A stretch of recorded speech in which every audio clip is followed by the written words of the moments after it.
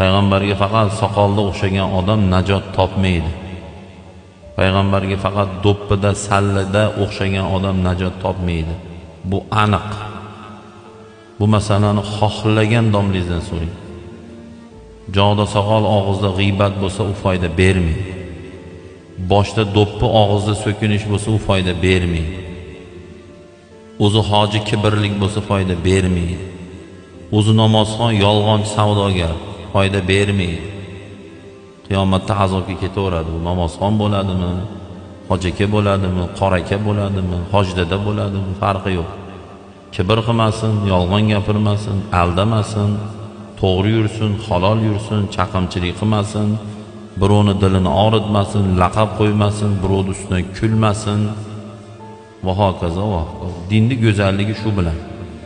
Dinning go'zalligi do'ppi soqol bilan emas.